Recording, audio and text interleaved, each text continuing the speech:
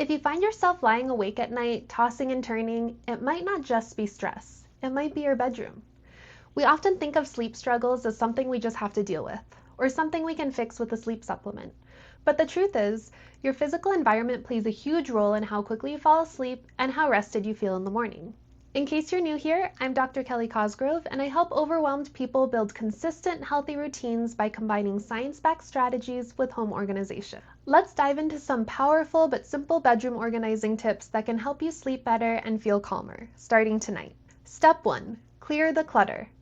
You know that slightly anxious feeling you get when you walk into a messy room? That's your brain processing visual noise, and it doesn't stop when the light goes out. Research from the Princeton Neuroscience Institute found that physical clutter competes for your attention, overloads your brain, and makes it harder to relax. When your bedroom is filled with piles of laundry, stacks of books, or random items that don't belong, your brain has a harder time winding down. The fix? Start small. You don't have to tackle the whole room. Just start with your nightstand or the top of your dresser. Even 5 minutes of tidying can shift your space from chaotic to calming. Step 2. Say goodbye to bedroom phone habits. This one is huge. I know the idea of not keeping your phone in your bedroom might sound unrealistic, but stick with me.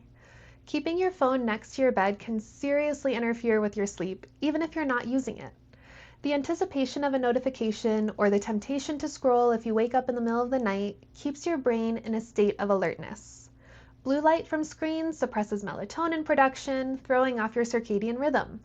And even if your phone is on silent, the glow from notifications can disturb your sleep cycle. But what about emergencies or your alarm? These are the main points of pushback I get from my clients when I strongly suggest charging their phone in another room at night. Here's what I recommend.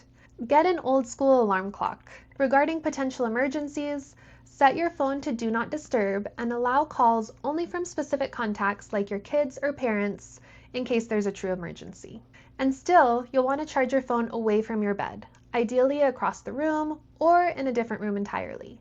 That way, you'll still hear an emergency call, but you won't be tempted to check emails or social media while lying in bed. And here's a trick if you find yourself in the habit of waking up in the middle of the night and scrolling on your phone because you can't fall back asleep. Replace that habit with journaling. Keep a notebook and pen by your bed with a little clip-on reading light. If your mind's racing, write it out. Not only does this help you process your thoughts, but it's also way more boring than Instagram, which means you're more likely to get sleepy. Step 3. Set up your space for a wind-down routine. Good sleep starts before your head hits the pillow. Creating a consistent wind-down routine signals to your body that it's time to shift into rest mode. Lighting plays a big role here. After sunset, switch to warm-toned, dim lighting.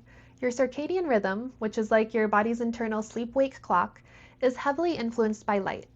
Bright, cool light tricks your brain into thinking it's still daytime. My favorite tools to deal with this? Lamps with amber bulbs, string lights, or even a Himalayan salt lamp. Anything that creates a soft, cozy glow. Next, consider your routine. After you turn off the overhead lights, try this simple sequence. Change into comfortable clothes or pajamas. Spend a few minutes tidying one small area of your room. Sit on your bed and journal or read for 10 to 15 minutes. Turn on a white noise machine and put on an eye mask. Speaking of white noise, it's one of my favorite tools. Not only does it drown out minor noises, but because I use it every night, my brain now associates that sound with sleep.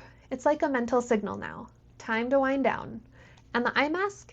It blocks out any stray light and helps you stay asleep even if someone flips on a hallway light in the middle of the night. If you want to take things a step further, you can add other sensory cues, a weighted blanket, lavender pillow spray, or blackout curtains. These small touches all add up to create an environment that tells your brain, you're safe, you're calm, and it's time to rest. Step 4. Make your bedroom your sanctuary. Here's the big picture. Your bedroom should feel like a retreat, a place that supports your mental health, your physical recovery, and your emotional regulation. And the best part is, you don't need a huge budget or a total makeover.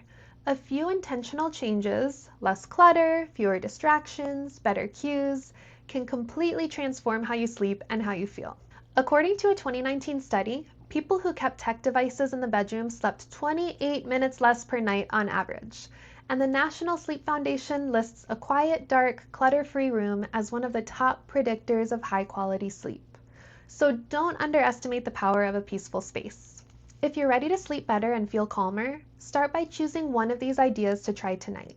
It could be clearing your nightstand, switching your lamp to a warm bulb, or charging your phone in the hallway.